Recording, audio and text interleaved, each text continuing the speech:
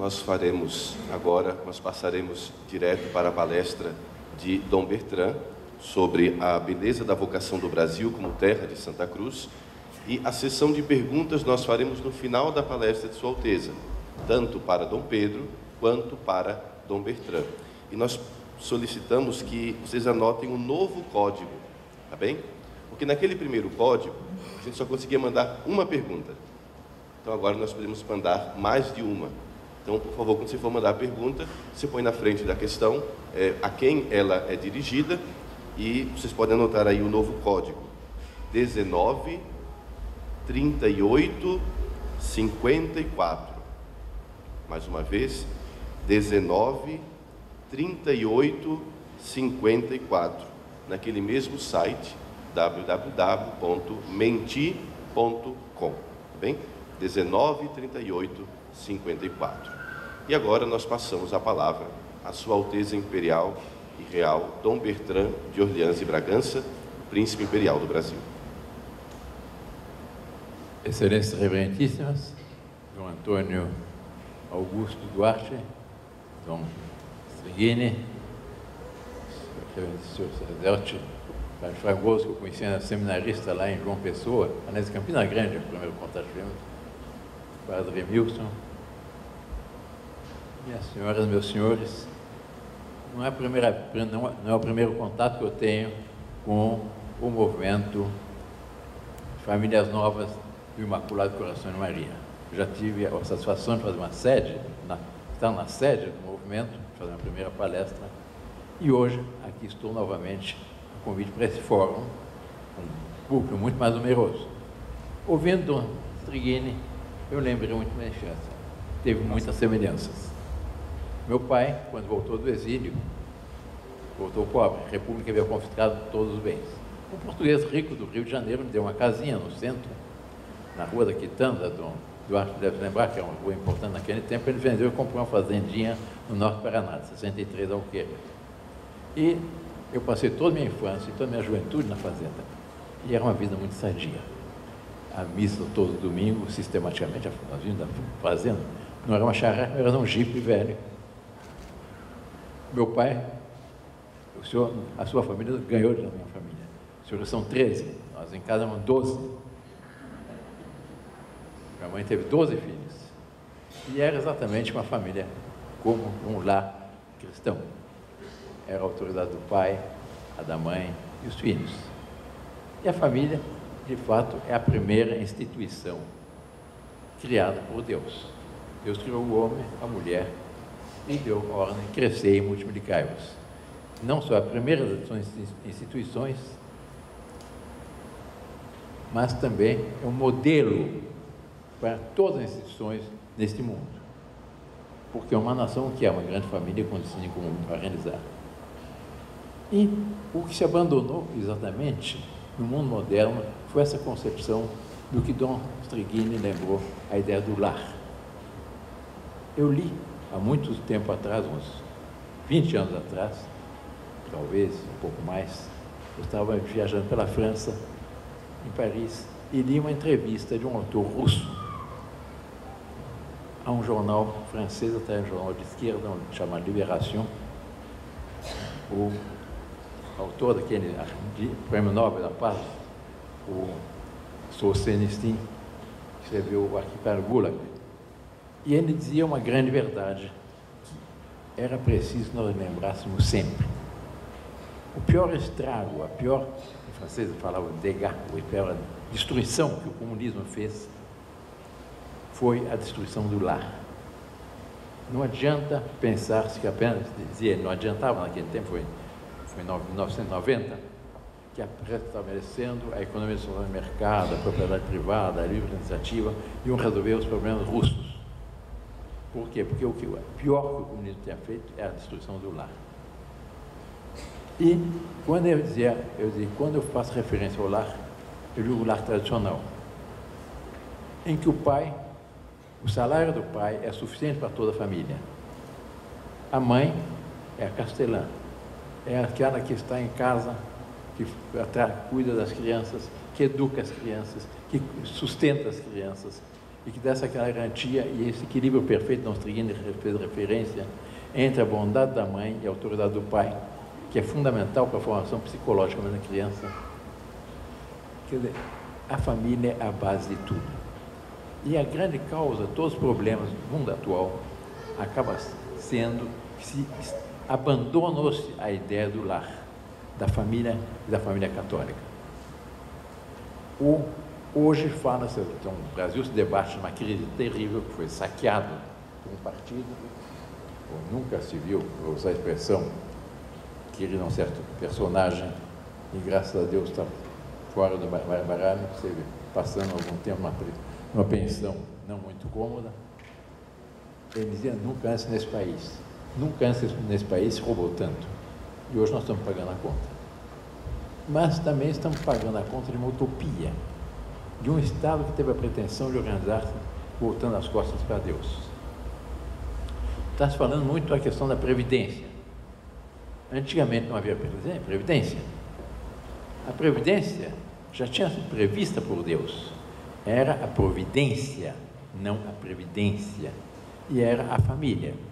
Os filhos estavam compenetrados que, em certo momento, iriam ser pais de seus pais. Assim foi na minha família. Nós éramos 12 irmãos quando meu pai faleceu. Não deixou nenhuma fortuna. Mas eram 12 irmãos para sustentar a minha mãe. E eu me lembro, aliás, na fazenda ainda, nós moramos na fazenda, o melhor conselho que eu recebi na minha vida. Um dia, meu pai nos reuniu a todos nos jardins da casa da fazenda, da sede da fazenda, e nos disse, meus filhos, saibam aproveitar a única coisa que eu posso deixar para o futuro.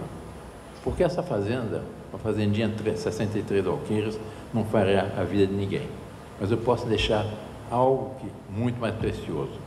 Em primeiro lugar, fé católica. Em segundo lugar, uma boa educação. Em terceiro lugar, a consciência de uma missão a realizar pelo bem do Brasil. Essa foi a nossa formação. E, nesse sentido, nós temos bem claro essa ideia. A família, o papel da família no sustento dos pais, no sustento da mãe, no sustento, depois, a educação dos filhos, etc. O Papa Bento XVI disse uma verdade que deve ser gravada na alma de todos nós.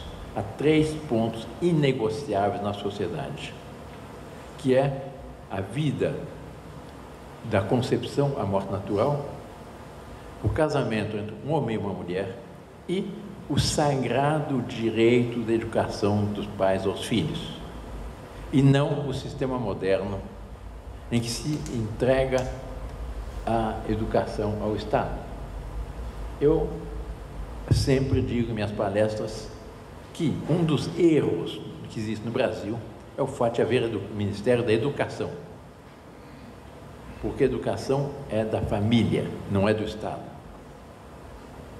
Havia no Brasil, até 1930, o Ministério da Instrução, não da Educação. O Estado, com o Ministério da Educação, usurpa um dos mais sagrados direitos da família, que é a educação dos filhos.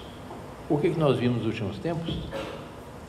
Toda uma agenda, o Estado se julgando o direito de impor uma agenda de domínio da família e de formação dos filhos, e uma agenda inteiramente ateia, e com as piores deformações, com algo que é absolutamente condenado pelos papas, que é a educação sexual coletiva dentro das salas de aula. Tem muitos documentos dos papas contra isso, sobretudo o Papa Pio XII, condenando isso, que são os pais ou um bom sacerdote, uma pessoa de absoluta confiança dos pais, e não uma coisa coletiva como hoje em dia, em que se ensina para as crianças de 10, 11 anos piores abominações.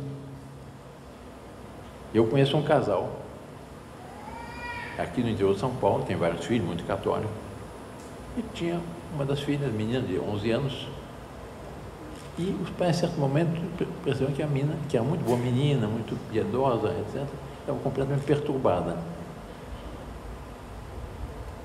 Assim foi 1 dia, 2 dias, 3 dias, e a mãe não sabia o que estava acontecendo com a menina.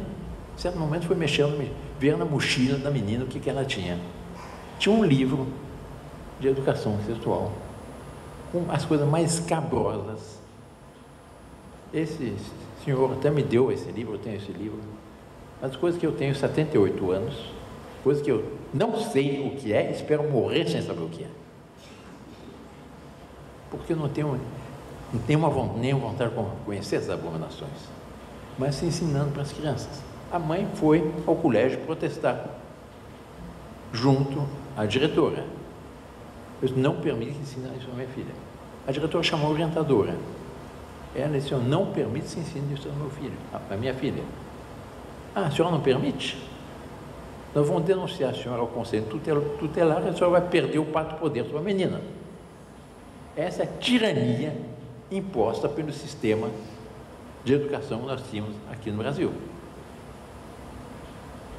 O atual ministro da Educação disse uma coisa que me alegrou muito, aliás, que é exatamente a minha tese, que não deve haver Ministério da Educação, o atual ministro da Educação.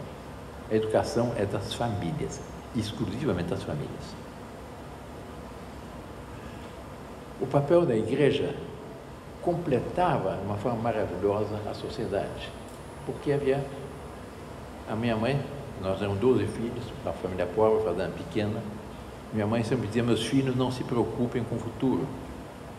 Deus nunca abandona as famílias numerosas. Nós nunca sobrou nada, mas graças a Deus nunca faltou nada em casa. A nossa família, e sobretudo nós tínhamos uma boa educação, todos nos formamos, todos temos a nossa posição na vida, mas sempre com essa consciência de uma missão a realizar pelo bem da sociedade, portanto, pelo bem da cristandade e do nosso grande e querido e hoje tão sofrido Brasil. Hoje existe o SUS, porque o Estado também estatizou a saúde. Antigamente, o que havia? A caridade cristã, as santas casas. Dom Vicirino deve lembrar ainda no interior, toda a cidade tinha Santa Casa. Não havia pobre que não fosse atendido pela Santa Casa. E as freiras, irmãs de caridade, tratavam os doentes como irmãos em Nosso Senhor Jesus Cristo. Como é diferente dos hospitais atuais. Havia de caridade cristã. Hoje nós temos um caos cultural completo. Antigamente, o que havia? A educação católica, a cultura católica, a formação católica. Isso garantia à nação uma solidez, uma força que nada substitui. Isso, infelizmente, também nós não temos mais. Nós dizemos, bom, então, tudo que o Bertrand está dizendo é uma utopia, porque o mundo mudou. Não é uma utopia, é para onde nós temos que voltar. É o que nós temos que restaurar. E assim foi o nosso passado glorioso, e assim deverá ser o nosso futuro. Nós somos, isso sim, vítimas de uma utopia, de um Estado que teve a pretensão de organizar-se como se Deus não existisse, passando por cima da lei natural, passando por cima da lei de Deus. Essa é a grande tragédia do mundo atual e do nosso Brasil atual. E ou nós restauramos isso, ou não há solução para as coisas do Brasil. Mas eu entro diretamente no tema que me foi dado, que é completamente diferente do que essa introdução que eu fiz, mas que é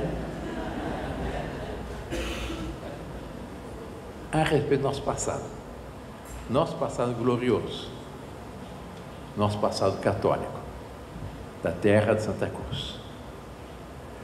O Brasil é um país abençoado. O Brasil é filho de Portugal. Nós somos uma continuação de Portugal. E há um documento muito bonito, que é pouco conhecido no Brasil, que é considerado por vários autores como a certidão de batismo de Portugal, porque foi a partir de uma revelação, de uma visão do conde Dom Afonso Henriques, de Nosso Senhor Jesus Cristo. Ele enfrentava o Moirama, depois eu lhe dou o texto, se quiser, para você. Ele enfrentava Moema e tinha que enfrentar uma batalha contra forças 3, 4, 5 vezes superiores a dele. Ele foi dormir no seu acampamento à véspera da batalha e, dormindo, sonhou. Sonhou com o ermitão. Vinha convidá-lo para sair em direção para o campo. Quando estava sonhando, ouviu que alguém batia na estaca da sua barraca, despertou, e era esse ermitão que o convidou para sair. O professor Sidney certamente conhece esse texto. O texto é lindíssimo. Eu até me permito, como introdução, ao tema que me foi dado, de ler esse texto que é escrito por Frei Henrique Brandão, considerado por Alexandre Herculano o mais fiel, o mais grave de nossos historiadores. Ele saiu para o campo e, em certo momento, diante de um rochedo, ele encontrou-se nem mais nem menos do que com nosso Senhor Jesus Cristo, com os braços abertos, crucificado.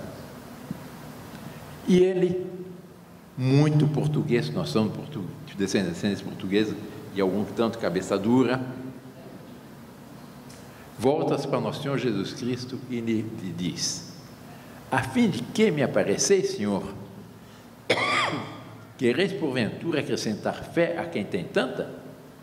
Melhor é por certo que vos vejo os inimigos e creio em vós, do que eu, que desde a fonte do batismo vos conheci por Deus verdadeiro, Filho da Virgem, Padre eterno, e assim vos conheço agora.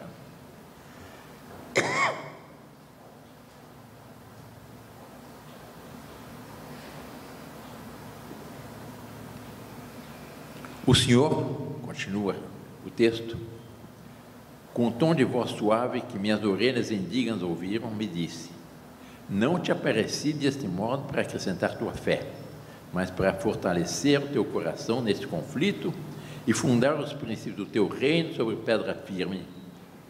Confia, Afonso, porque não só vencerás esta batalha, mas todas as outras em que pelejares contra os inimigos da minha cruz.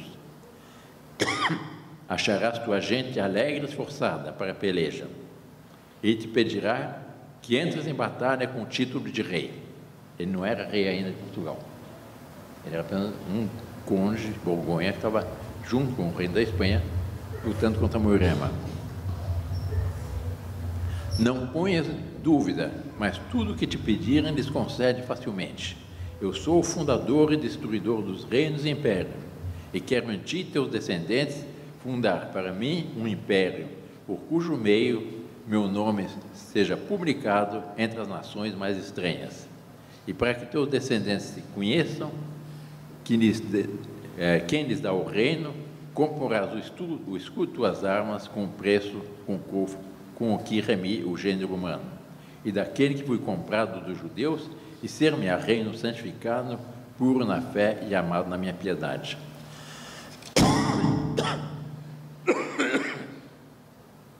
Assim nasceu Portugal.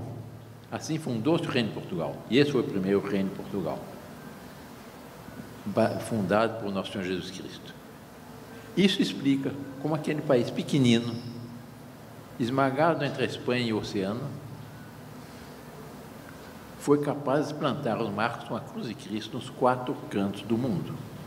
Por ocasião das navegações, do descobrimento do Brasil, Portugal tinha cerca de 1 milhão de habitantes. E Portugal, com 1 milhão de habitantes, conquistou a metade do mundo.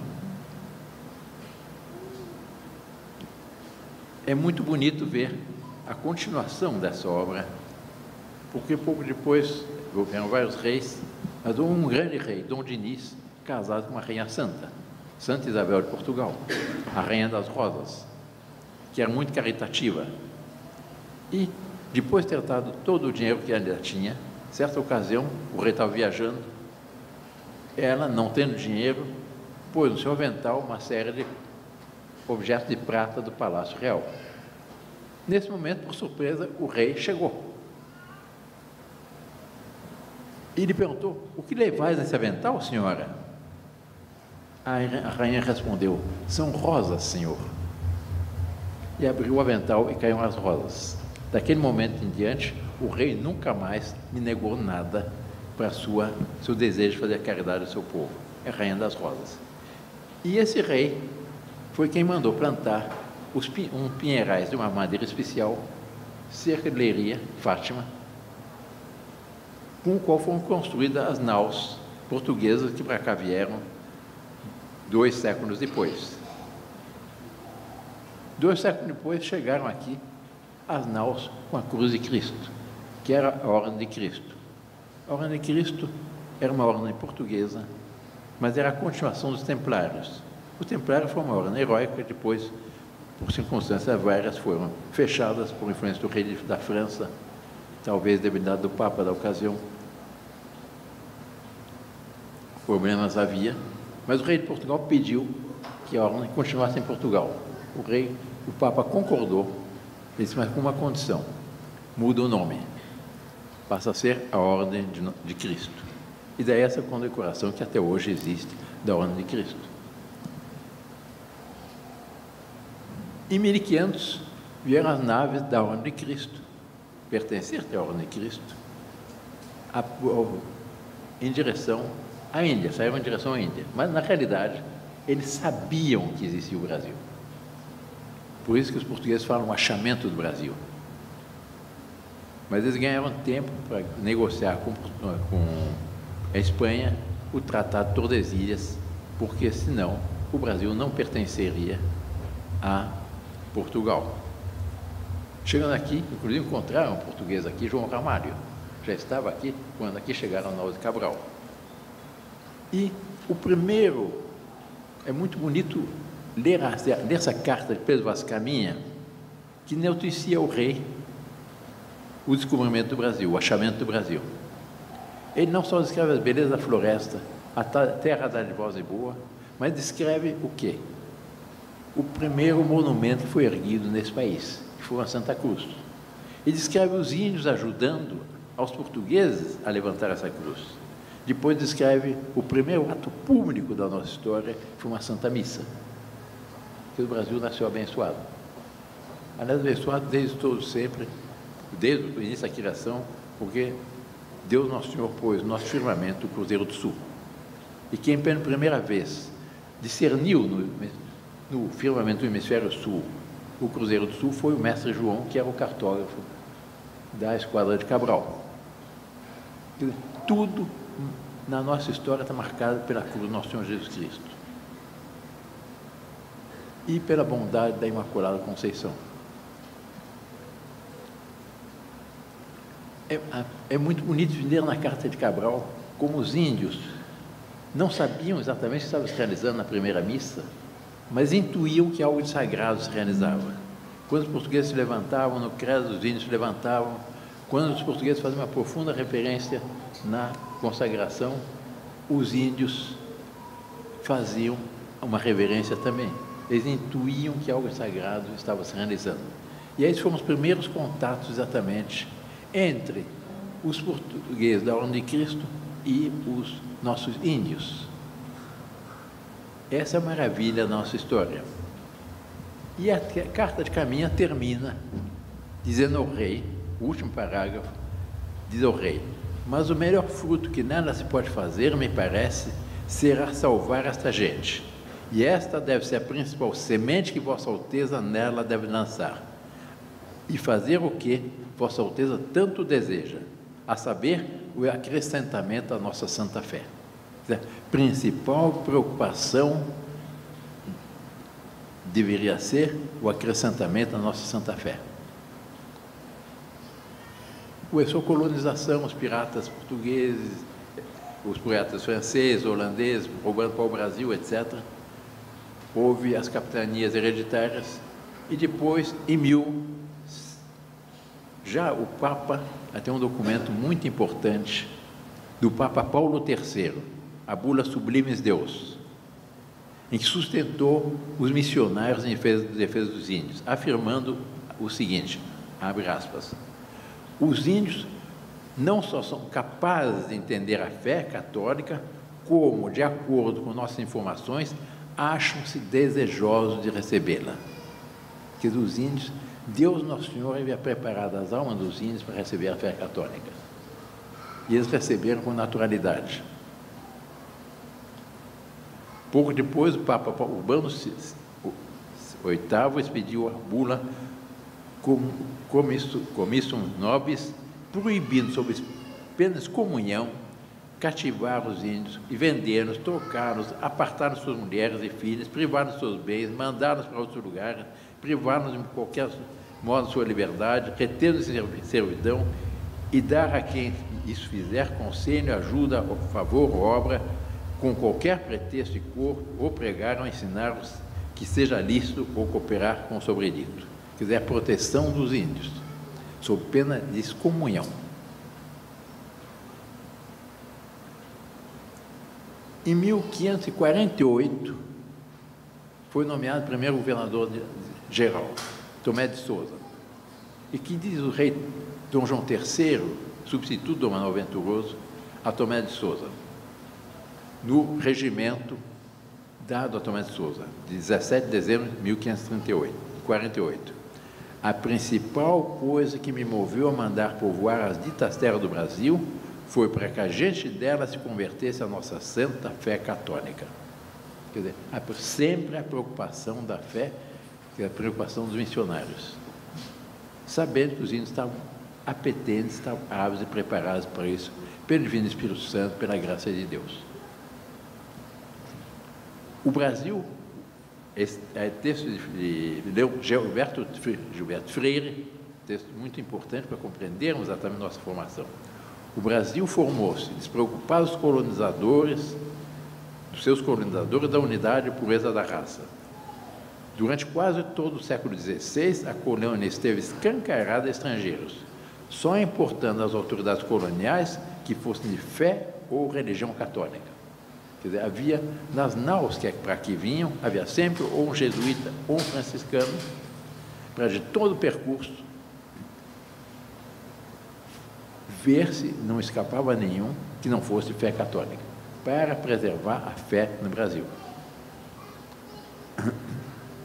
Ele continua. Essa solidariedade manteve-se reunindo-se contra os calvinistas franceses, contra os reformadores holandeses, contra os protestantes ingleses. O catolicismo foi realmente o cimento da nossa unidade. O Brasil nasceu católico, é uma nação católica, e assim deveria continuar. E há um trecho muito bonito, eu acho que atualíssimo, para compreender a realidade atual, sobretudo em vista de certos acontecimentos que estão havendo em Roma. Um texto a respeito da evangelização na Europa. Tem o texto de Pio XII. Um fato colossal, que um século depois do descobrimento da América, ela era toda virtualmente católica. Quer dizer, esse é um outro texto de um historiador, ele diz o seguinte: o que na Europa a igreja levou 7 séculos para fazer, que é converter a Europa, em um século toda a América Latina era católica. Quem viaja pelo Brasil e vê os monumentos coloniais, quem viaja pelos países da costa oeste da América, o Equador, a Colômbia, o Peru, etc., vê aqueles monumentos católicos, esses conventos imensos. Os mesmos vêm em Salvador. Era uma civilização católica. O Brasil é um país católico. Há um outro texto de João Paulo II, em Salvador, em que ele diz: enquanto a maioria dos povos vieram conhecer a Cristo e o Evangelho depois de séculos de sua história, as nações do continente latino-americano, e entre elas, de modo especial o Brasil, nasceram cristãs. Essa é a nossa vocação católica. Essa é a nossa missão, manter esse catolicismo. E assim foi a nossa história. Um livro que eu recomendo a todos, que é a biografia do Padre Anchieta, para ver o que foi a obra maravilhosa dos jesuítas. Esse é um livro escrito por um autor francês no começo do século XX, Abbé Sainte-Foy, que se encontra na editora Petrus, para nos encontrar na internet. ver os milagres de Anchieta. E como Anchieta e os jesuítas estão formando uma verdadeira civilização católica. As aldeias que começavam de manhã com ângelos, o rosário coletivo, etc., eram toda a preservação da fé e como foi o que inspirou a nossa formação.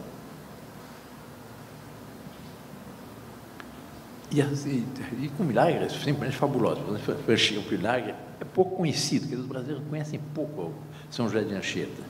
Mas ele, em certo momento, foi preso pelos índios. E os índios eram bárbaros, antropófagos, estavam preparando caldeirão para assá-lo.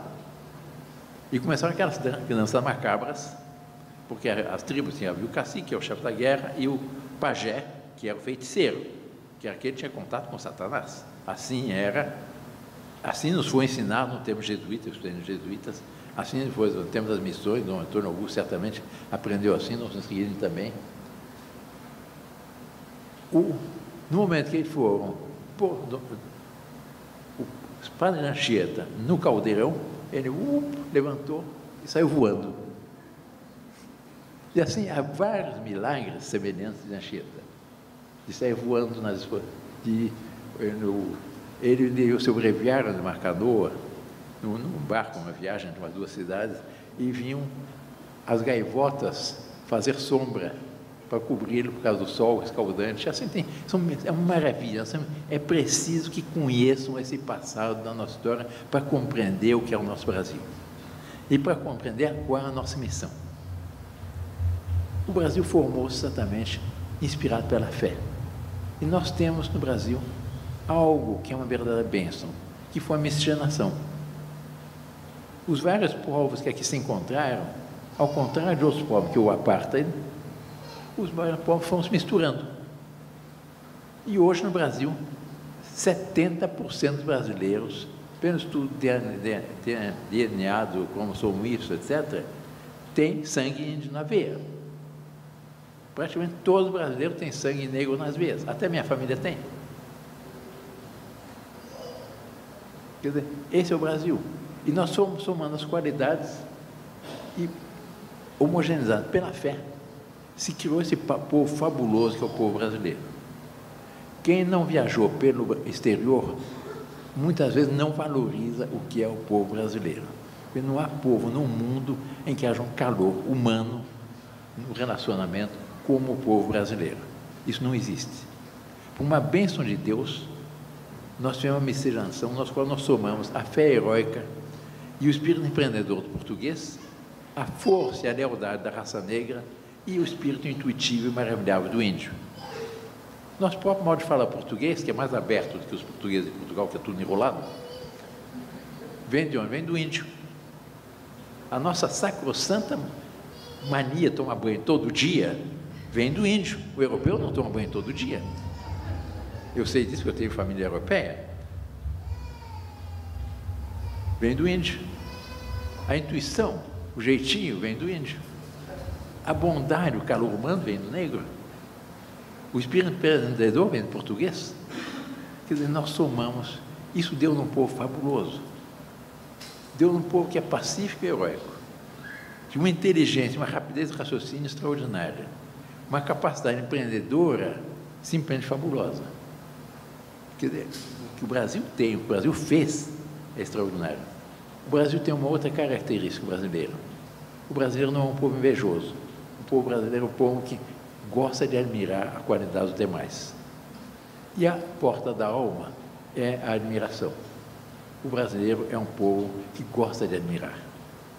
E tem uma extraordinária capacidade de adaptação sem perder as próprias características. O brasileiro, em qualquer lugar que vai, ele se adapta, mas não perde as próprias características. Esse é o povo brasileiro. Isso vem de onde? Vem da nossa fé. Vem da ação do Espírito Santo na alma dos brasileiros. Vem das bênçãos de Maria. O Brasil teve uma etapa muito importante em 2008, quando chegou aqui a família real, em que vinha a rainha, Dona Maria I, e o príncipe regente Dom João. A rainha Maria, Dona Maria I, aqui no Brasil, por causa dos historiadores malévolos, é considerada, muitos ouviram falar Maria a Louca. Em Portugal, não. Ela é conhecida como Maria a Piedosa. E um outro apelido que ela tem em Portugal é a Viradeira. Por quê? Porque ela substituiu no trono, ela foi 21 anos rainha efetiva, com poder efetivo, substituiu a Dom José I, foi um rei fraco, que deixou-se dominar por um homem péssimo, Marquês de Pombal, que perseguiu os jesuítas, perseguiu os franciscanos, perseguiu as religiosas e acabou com as autonomias, etc. E foi ela que restabeleceu aquelas autonomias orgânicas de Portugal. Por isso é chamada Viradeira. E a Piedosa, porque era muito piedosa. O primeiro santuário, a primeira basílica dedicada ao Sagrado Coração de Jesus é a Basílica da Estrela. E os professores da Universidade de Coimbra tinham obrigação de fazer um juramento de defender a Imaculada Conceição, muito antes da programação do dogma. Assim era Portugal, assim foi a nossa formação católica. Dom João aqui lançou todos os fundamentos da nossa nacionalidade. Todas as principais instituições que nós temos foram criadas nesse período que Dom João aqui esteve. E o objetivo dele era, seguindo um conselho de um grande paulista, que tinha seus aspectos negativos, mas foi um grande homem, José Bonifácio, formar uma comunidade de nações em língua lusa, com capital no Rio de Janeiro. Ele não queria voltar a Portugal. Napoleão foi derrotado em 1814. Ele ficou no Brasil até 1821, 7 anos depois, e só voltou a Portugal forçado por uma revolução liberal maçônica no Porto, para restaurar a ordem em Portugal. Mas teve a sabedoria de deixar aqui o seu filho, Pedro, que era o herdeiro da coroa, como regente. E ainda ao partir deu o último conselho. Meu filho considera que o futuro não está na velha cansada da Europa, mas sim nesse país promissor. Põe as tuas coroa em tua cabeça antes que um aventureiro o faça. Graças a isso, um ano depois, houve a proclamação da independência. E a nossa independência foi muito mais uma emancipação de um filho que se tornara maior, a conselho do pai, do que as revoluções sangrentas como são nossos vizinhos latino-americanos, que se dividiram, subdividiram e até hoje não encontraram a sua identidade. O Brasil, pelo contrário, é dos países que tem mais consciência de unidade nacional que existe no resto do mundo. Graças ao quê? A essa formação familiar e católica. Para ter ideia, depois veio o primeiro reinado, a período da regência foi um caos, historiadores foi uma experiência republicana em plena monarquia, e veio o segundo reinado, com Dom Pedro II. E aí o Brasil teve um progresso extraordinário. E foi o mais longo período de estabilidade institucional que o Brasil teve. Foram 49 anos sem nenhuma revolução maior, tem pequenas coisas, mas não houve nada mais grave, e de progresso, de continuidade, que acabou com uma revolução, infelizmente, o imperador estava muito doente, em 15 de novembro, ontem, não se festejou essa data fatídica, em que o Brasil foi vítima de uma quartelada de origem positivista, que perseguiram a igreja. Acabaram com o nome de santo das cidades, a maioria das cidades, aqui do Vale do Paraíba, por exemplo, tem os santos, cada um tinha o santo, eu não tenho aqui a lista, eu tenho péssima memória, mas tinha um santo, não, foram acabaram. Rio de Janeiro, São Sebastião do Rio de Janeiro, foi o Rio de Janeiro, e assim por diante. Tiraram monumentos, os crucifixos das escolas, perseguiram os católicos de todas as formas, e tiveram a pretensão de organizar a nação abstraindo de Deus. E aquela boa relação que deveria haver entre a esfera temporal e a esfera espiritual, entre a igreja e o Estado, que não se confundem, são duas esferas diferentes, mas deve haver uma troca de bons ofícios, no qual a igreja, em matérias temporais, técnicas, não tem nada que ver. Tem que fazer uma estrada, uma hidroelétrica, uma ferrovia, uma coisa, não tem nada que dizer. Mas sim em matéria de fé e moral. a igreja deve tomar a defesa da fé e da moral. E me permitam, os bispos aqui presentes, os sacerdotes,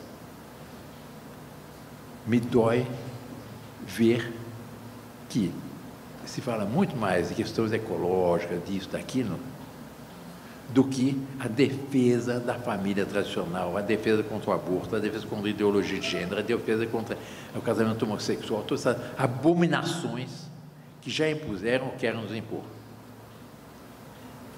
E que contrariam da forma mais brutal a nossa fé católica, inclusive a própria ordem natural posta por Deus na criação.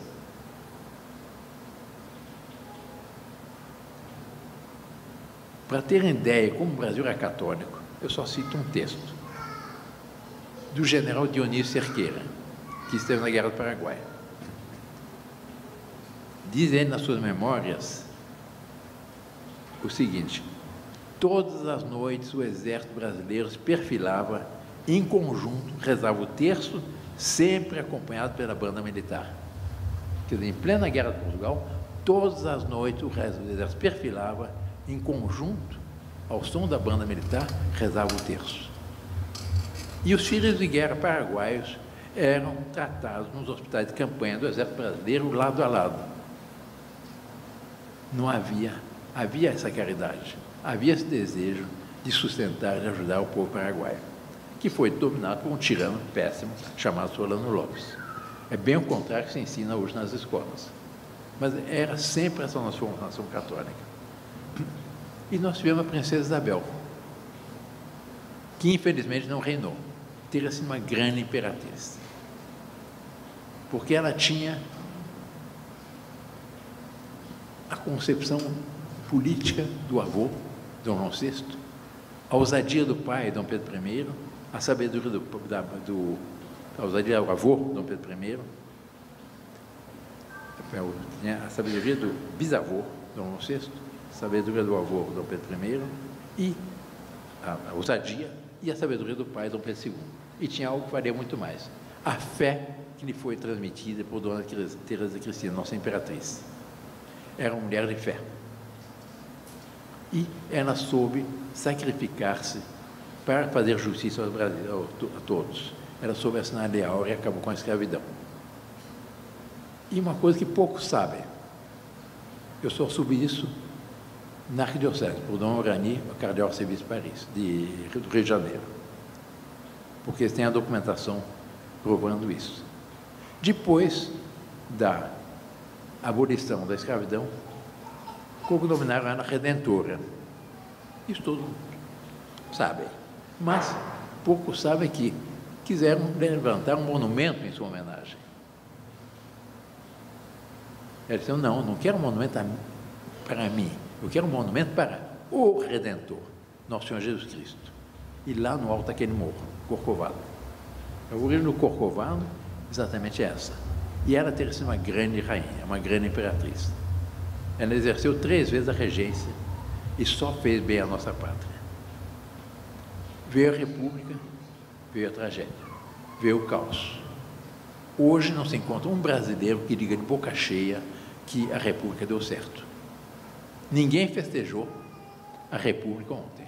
Pelo contrário, nunca falaram tanto nosso passado imperial quanto os jornais e as mídias, as redes sociais, etc., desse bom período. Estabeleceu-se uma tragédia, a meu ver. A meu ver, não, a ver dos papas. O Estado laico, que é o Estado que se organiza para a demonstração de Deus. Resultado: se tira Deus do panorama, o Estado fica Deus. E o Estado se julga no direito de legislar passando por cima da lei de Deus, passando por cima da lei natural. Porque há uma série de direitos que não são concessão do Estado. O direito à vida, o direito à construção de família, o direito à educação dos filhos, o direito à cultura, o direito ao trabalho, ao salário justo familiar, o direito à propriedade, etc., são direitos naturais que a Santa Igreja sempre nos garantiu. mas o Estado se julga no direito e eles querem organizar a vida toda baseada em leis. E tem um texto do Papa Bento XVI que eu gosto muito. Nós não necessitamos de um Estado que esteja querendo regular toda a nossa vida. E um princípio de direito que eu aprendi na Faculdade de Direito, aqui no São Francisco, que é plurima lex pessima res publica. Quanto maior o número de leis, pior a coisa pública. E é o que temos no Brasil. Porque como eles não confiam em Deus, não confiam no homem e acham que o Estado deificado, o Estado Deus, como eles falam, tem que resolver tudo através de leis. Então, um verdadeiro inferno, leis contraditórias, um caos total. E nós temos um verdadeiro cipoal legislativo. Os que estudaram direito, não sei se alguns tenham estudado direito como eu aqui, mas sabem que é um princípio segundo o qual a ignorância da lei não exclui o seu não cumprimento. É tal cipoal legislativo, a expressão não é minha, mas é o ministro da Justiça, que esse princípio não vale mais, porque é impossível. Por quê? Por causa do Estado laico. E eu termino com um texto que eu gosto muitíssimo, do Papa Leão XIII, na Immortale Dei. O que ele afirma? É um texto um pouco longo, mas preste atenção. Constituído sobre esses princípios, é evidente que o Estado tem um dever de cumprir, por meio do culto público, as numerosas e importantes obrigações que o unem a Deus. A razão natural que manda que cada homem dar culto a Deus piedosa e santamente, porque dele dependemos e porque, havendo saído dele, a ele temos que voltar, impõe a mesma obrigação à sociedade civil. Os homens não estão menos sujeitos ao poder de Deus quando vivem unidos em sociedade que quando vivem isolados. A sociedade, por sua vez, não está menos obrigada que os particulares a dar graças a Deus, a quem deve a sua existência e sua conservação e a inumerável abundância de seus bens. Por esta razão, assim como não é lícito a ninguém descuidar dos próprios deveres para com Deus, o maior dos quais é abraçar com o coração e com as obras a religião, não a que prefere, mas a que Deus manda e consta por argumentos irrevogáveis como única e verdadeira. Da mesma maneira, os Estados não podem trabalhar sem incorrer em pecado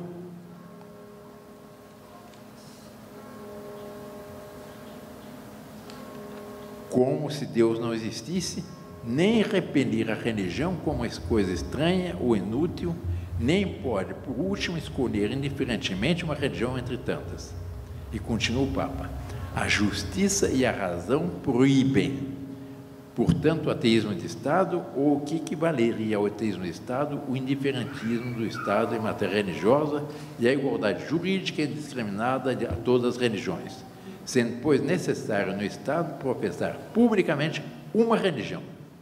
O Estado deve professar a única religião verdadeira. Essa é a doutrina da Igreja.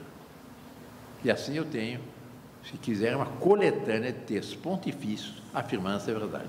Só há uma igreja que tem todos os direitos, que é a Santa Igreja Católica Apostólica Romana. E a única solução para os problemas atuais, qual é? A restauração da cristandade. É o que estava no lema do Papa São Pio X: instaurarem omnia em Cristo, restaurar tudo em Nosso Senhor Jesus Cristo. Não há outra solução. E essa restauração deve começar pela família, pelas famílias católicas, na qual o pai tem autoridade, a mãe tem a bondade e os filhos obedecem. Os filhos são formados catolicamente. O que eu mais agradeço a Deus é ter nascido numa família católica, ter sido batizado, ter aprendido o catecismo.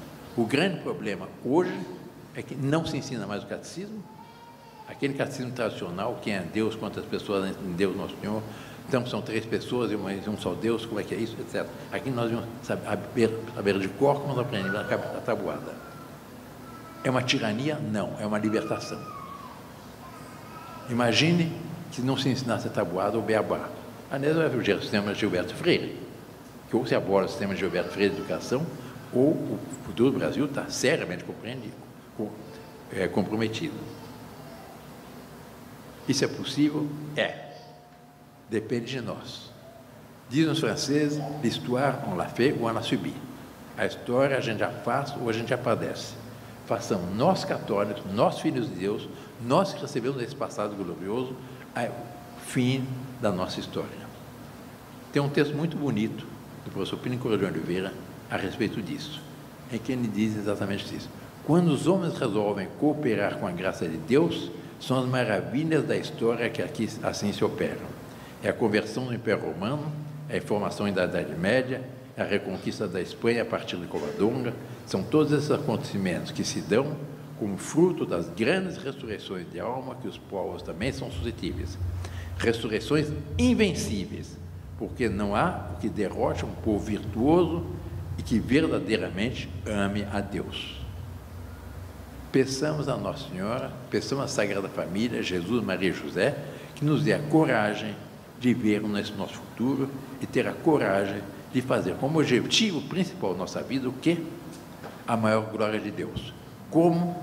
Restaurando a situação cristã, restaurando, fazendo aquilo que nós rezamos todo dia, quando rezamos para nós.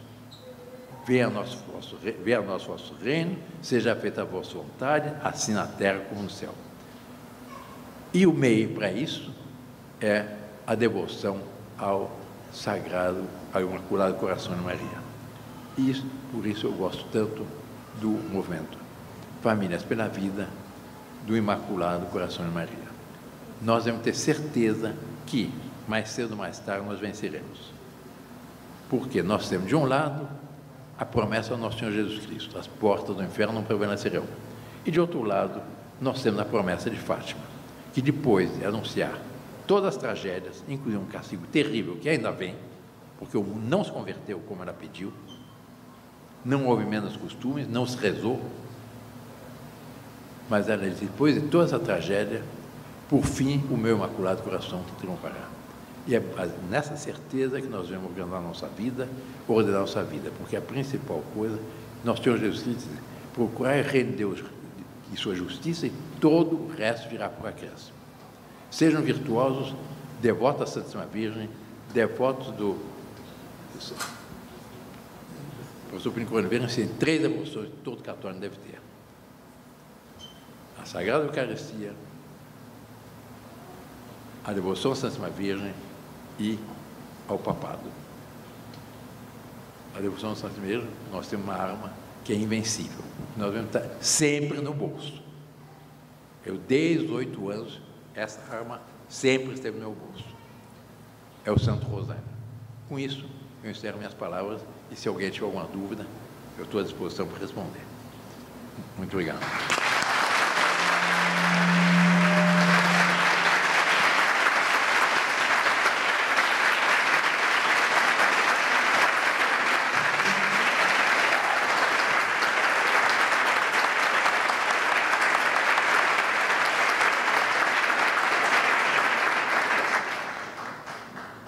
Então, nós agradecemos. Alguma... Nick Obstat? Imprimatur. Então, nós agradecemos a Dom Bertrand pela sua magistral conferência sobre essa vocação bonita do nosso país como terra de Santa Cruz. E agora nós passamos a essa sessão de perguntas, uma sessão que será breve, mas nós começamos... eu vou começar com quem terminou a palestra. A primeira pergunta vai para o Dom Bertrand, depois nós passamos para Dom Pedro e assim sucessivamente. Primeira pergunta, Dom Bertrand, é muito pertinente, sobretudo no ambiente que nós nos encontramos de família. O que é que o senhor acha, qual a sua opinião sobre o homeschooling, sobre a educação dentro de casa, educação formal também dentro de casa? Seria, portanto, nesse contexto de dificuldade de um Estado querer impor a educação, seria essa a saída para as nossas crianças? O Dom Strigini, na sua palestra, Isso é uma coisa muito verdadeira. Quanto custa uma criança uma creche? Quanto essas creches custam para o Estado, portanto, nossos impostos? Não era muito mais natural que os pais pudessem trabalhar, economizar, não pagar impostos brutais como pagam, e as mães pudessem educar seus filhos e ter tantos filhos quanto Deus manda?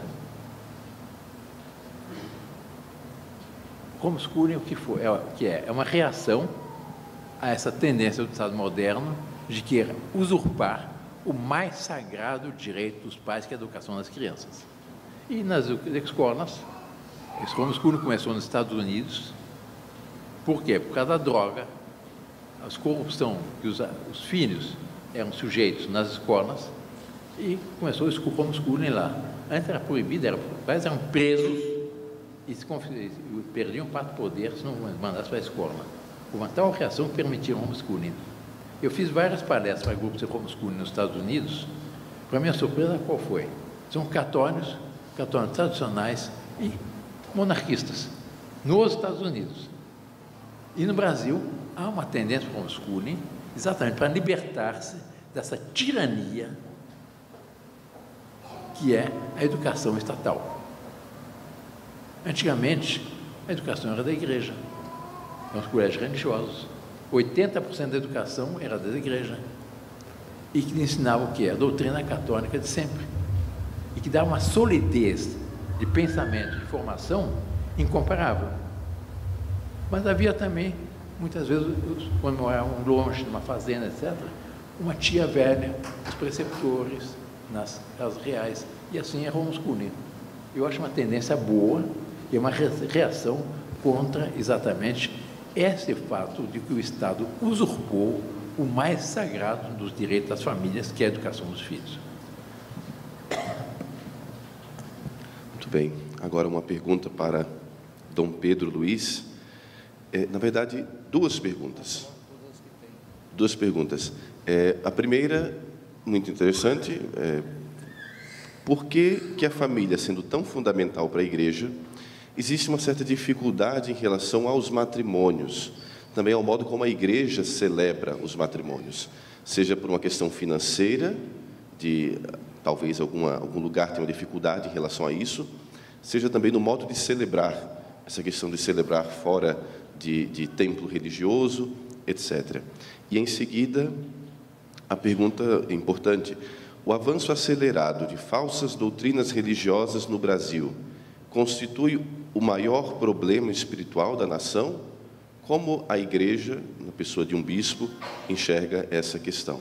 O avanço acelerado de falsas doutrinas religiosas se constitui como o maior problema espiritual da pátria. Bem, sobre a primeira questão dos matrimônios, não sei responder, não.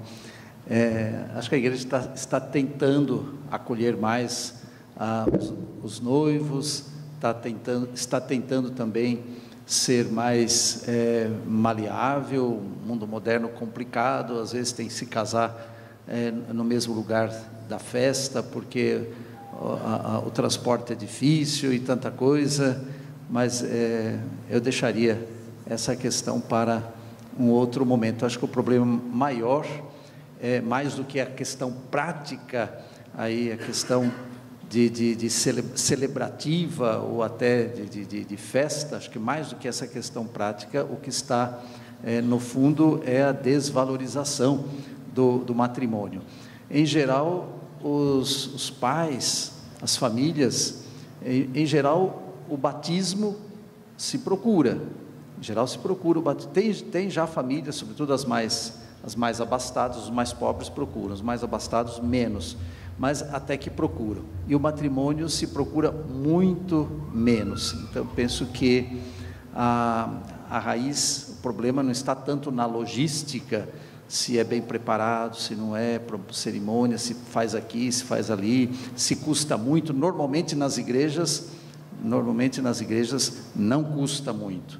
E se numa igreja custa muito, por causa do aparato, tem tantas outras que não custam. Eu acho que o problema não é logística e nem financeiro, mas é mais de raiz, e é nessa raiz que nós temos que nos aprofundar. E eu acho que quanto mais a gente for conquistando a valorização da família, vamos também conquistando mais a valorização do matrimônio.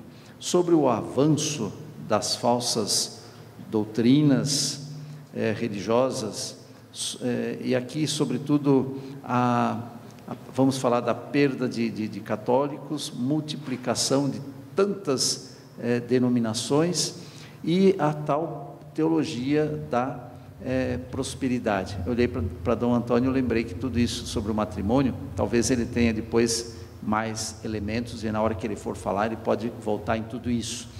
Mas sobre essa segunda, então, a proliferação de tantas novas denominações, e esta perda por parte dos católicos, e esta teologia da prosperidade, de fato, isso tem que nos preocupar, e tem nos preocupado, e eu penso que a igreja tem reagido. Vocês são um exemplo. Quantas novas comunidades, quantos novos movimentos, e isso se deve em grande parte também a São João Paulo II, na passagem do novo milênio, avançar para águas mais profundas. Até o final do século passado, portanto 30 anos atrás, nós éramos muito mais uniformes no modo de ser igreja, de orientação pastoral, tudo foi se abrindo. Então eu penso que nós estamos reagindo bem a esta perda. De fato, os jornais insistem sempre em dizer que estamos perdendo, e se fôssemos nesse ritmo, é possível que teríamos perdido já tudo. Então não é nem verdade. Graças a Deus, penso que há uma recuperação, este avançar para águas mais profundas. Na concepção de São João Paulo II, foi exatamente abrir-se aos novos carismas, às novas expressões, aos novos serviços. E repito, vocês são famílias novas, são um exemplo, e não são o único, há tantos outros belíssimos exemplos que mostram que nós estamos tentando ir um pouco nesta direção de que falava a Sua Alteza para todos nós. Eu me permitiria levantar uma questão. Nós éramos 95% católicos. Hoje, nós estamos chegando a ser, infelizmente, tragicamente, a 50%.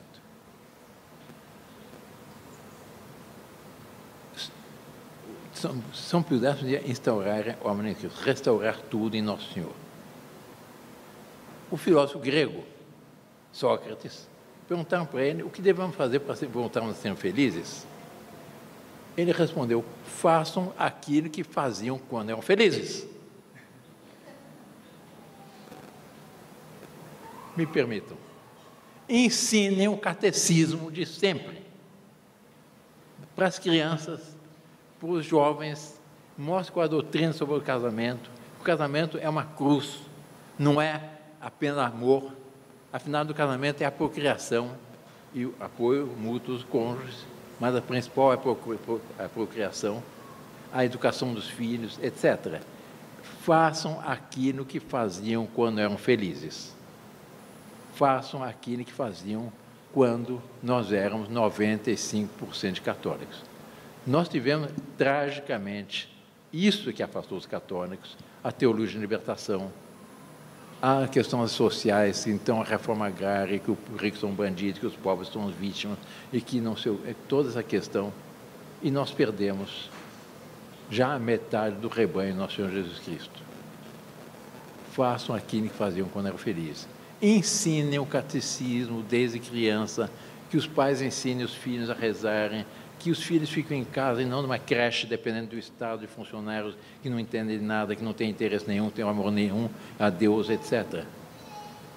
Restaurar Omnia em Cristo. Não há outra solução. Muito bem. E agora... Só dizer que concordo plenamente. Ele disse de forma mais clara, quando eu disse que vocês são um exemplo, é um pouco o que vocês estão tentando fazer, um pouco o que tantas expressões estão tentando fazer. Então, é isso mesmo. Ele disse de forma mais clara aquilo que eu gostaria de dizer. Não termos medo da nossa identidade de cristãos e de católicos e conhecer, de fato, o Evangelho, em primeiro lugar, e a doutrina da Igreja. Uns bons católicos, bons conselhos que eu recebi, eu me lembro até hoje em que ponto de casa eu estava. Nós tínhamos dificuldades financeiras. Uma família numerosa, com poucos bens, papai tem apenas um jipe velho. Minha mãe me disse, não se preocupem, a providência nunca deixa de faltar algo às famílias numerosas.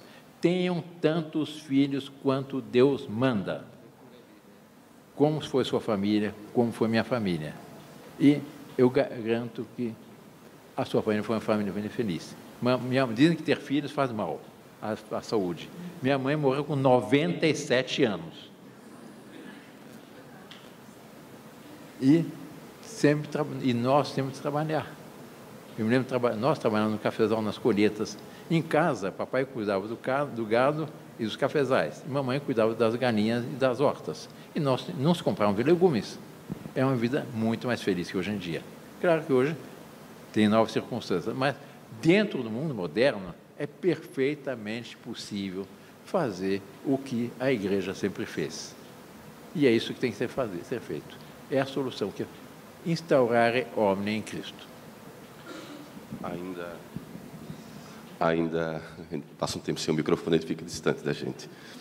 Ainda na linha da educação e da importância da educação familiar, uma pergunta para o Dom Bertrand. Nós falávamos há pouco do homeschooling, foi a primeira questão. Depois, agora a pergunta é sobre a escola. Como seria quais as diretrizes, né? Como seria uma escola católica? Os parâmetros, as diretrizes, as ideias fundamentais, os princípios fundamentais de uma escola autenticamente católica.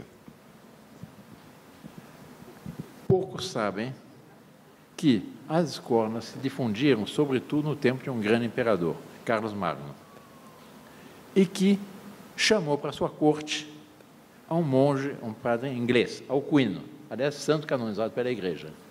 Foi ele que criou toda a escrita moderna. No tempo dos romanos, não havia ponto, vírgula, maiúscula, minúscula. Foi Alcuino, para que o ensino fosse acessível aos jovens, que criou maiúsculas, minúsculas, ponto, vírgula, a ordem das frases, ponto, parágrafo, etc. E se difundiram em todas as cortes, em todos os castelos, em todas as paróquias e escolas. Tanto que, quando Gutenberg inventou a imprensa, a imensa maioria já sabia ler. E liam o quê? Liam os textos da Igreja, os evangelhos da Igreja, etc. Mas a principal formação da escola católica, a meu ver, deve ser exatamente a formação de católicos militantes. Todos sabem que a Igreja padecente, a Igreja triunfante, suas almas estão no céu, a Igreja padecente, estão no purgatório, e a Igreja militante, somos nós somos miles Christi, nós somos soldados do nosso Senhor Jesus Cristo. Nós vivemos num campo de batalha para salvar a nossa alma e salvar as almas demais. E existe um dito de São Paulo assim: ai de mim se não evangelizar, ai de mim se não procurar fazer o bem. E a formação católica deve ser, sobretudo, a meu ver, para a formação de católicos militantes, católicos que queiram realmente a restauração do reinado social do nosso Senhor Jesus Cristo, que a única solução para os problemas atuais é restaurar a restauração do reinado social do nosso Senhor Jesus Cristo. Senão, nós cairemos na tirania do Estado laico, que é a maior maldição que existe hoje em dia. Não sei se... Antigamente, havia a missão da Igreja, qual era?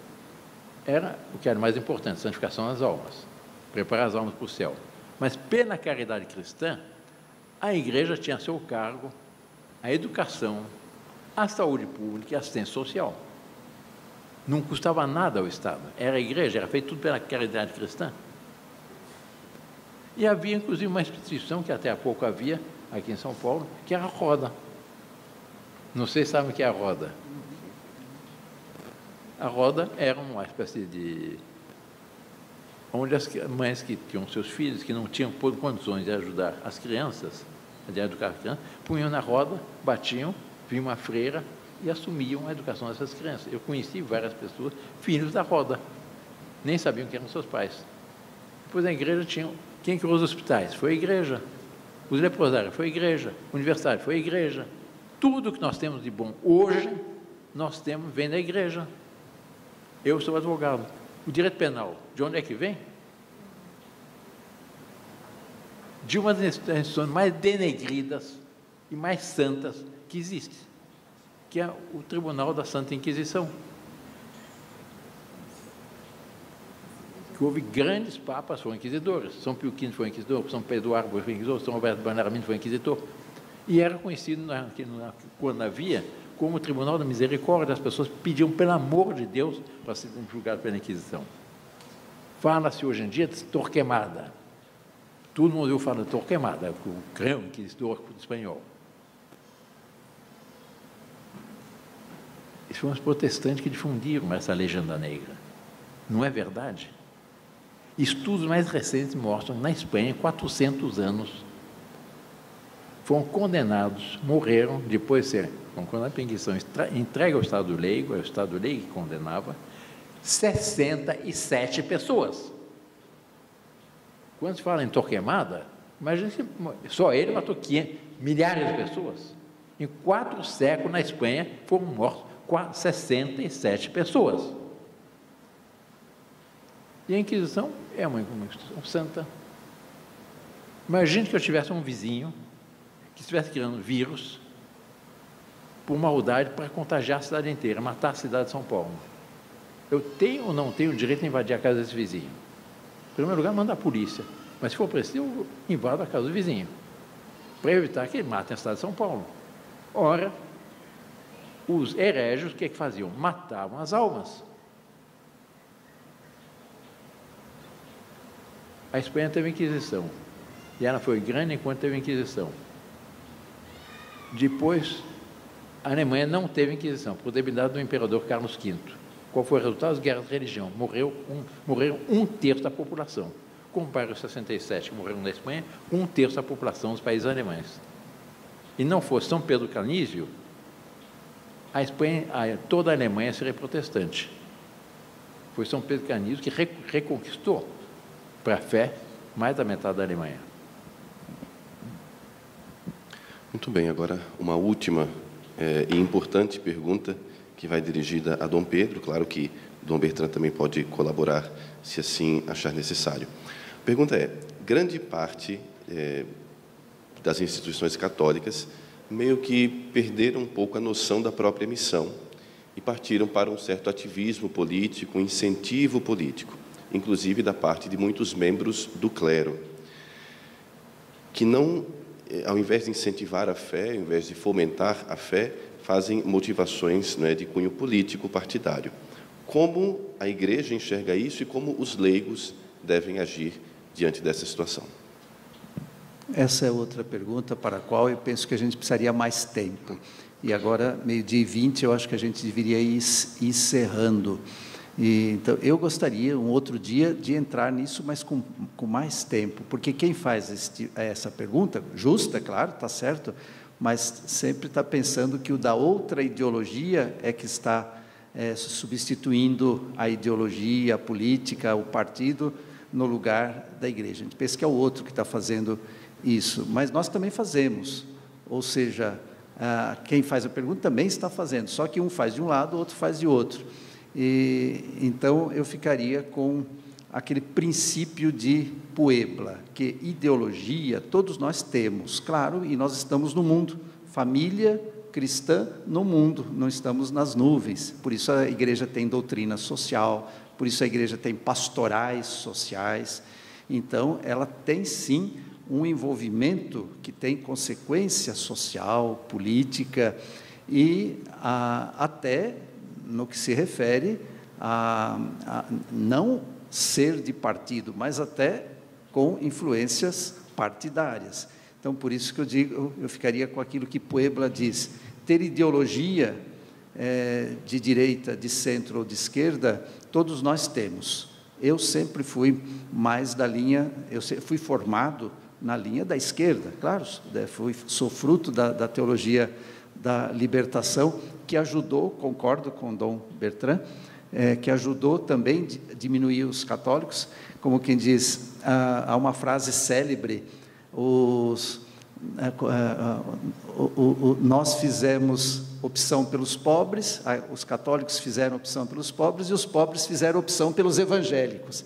Então, claro, ele está certo quando diz. Porém, o que Puebla diz é o seguinte, que o evangelho está acima das nossas ideologias e tem que nortear as nossas ideologias, o evangelho. Não buscar o evangelho para justificar as nossas ideologias. Então, que coloquemos sempre o evangelho acima das nossas ideologias, e tenhamos cuidado, mas não só aqueles que nós estamos falando, olha, aqueles padres lá estão desviando, todos nós podemos nos desviar se de repente a ideologia falar mais forte do que o evangelho. Mas repito, é um assunto que mereceria mais tempo, e vocês terão outros encontros também para isso. Nós temos a doutrina católica, não precisamos dessas ideologias. Nós temos a doutrina católica sempre, os documentos pontifícios de sempre, a tradição católica de sempre. Nos baseamos nos documentos papais de sempre, e aí tem um caminho seguro. A igreja é o corpo místico de Cristo, é infalível, imaculada, é a mãe de todos, nós somos membros do corpo místico de Cristo. E saibamos, portanto, saber que existe uma igreja verdadeira, e essa igreja que deve inspirar. Sem pena de perder. Houve um bispo agora da Amazônia, mas um bom bispo, Dom Ascona, ele diz, nós perdemos 80% dos índios, hoje são evangélicos, e eram católicos. Não evangelizamos, né? Foram abandonados pelos missionários. Dom Schilling, entre o século XVI e o começo do século XVII, vieram 16 mil missionários para a América. Que é uma maravilha. O que era o espírito militante da igreja, que deseja conquistar, de converter os índios. E vale o princípio do nosso Senhor Jesus Cristo, pouco rendeu sua justiça, todo o resto fizemos por acréscimo. Sejamos bons católicos militantes, e todos os problemas se resolvem. Não prestamos ideologia de esquerda, de direita, disso, daquilo, etc. Por quê? Porque nós temos a doutrina católica, nós temos no que nos basear. Muito bem, e assim nós encerramos essa primeira mesa desse 5º Fórum Famílias Novas, agradecendo mais uma vez, recordando a presença do Padre Michelino, que fez a primeira palestra, agradecendo a Dom Pedro Luiz, Bispo diocesano de Mogi das Cruzes, pela brilhante palestra e pela disponibilidade de, claro, estar conosco, responder às nossas questões. Agradecer a Dom Bertrand por essa aula de história e também de fé católica. Eu me sinto muito privilegiado de estar ladeado por duas pessoas tão importantes. O Estado, por que não dizê-lo? Vossa Alteza representa, em certo sentido, o Estado, a ideia de um Estado verdadeiro, de um Estado católico, de um Estado ao qual nós almejamos, e Dom Pedro, representando a Igreja, a qual nós pertencemos, de quem nós queremos morrer filhos. Então, nós agradecemos muito aos dois, com uma grande salva de palmas.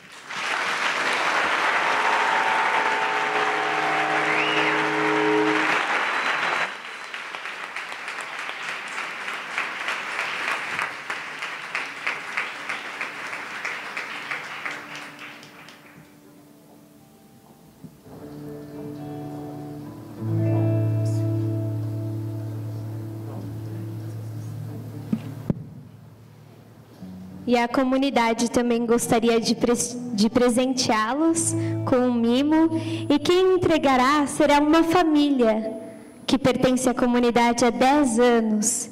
Falou-se tanto de família, então que possamos fazer esse momento também de homenagem à família.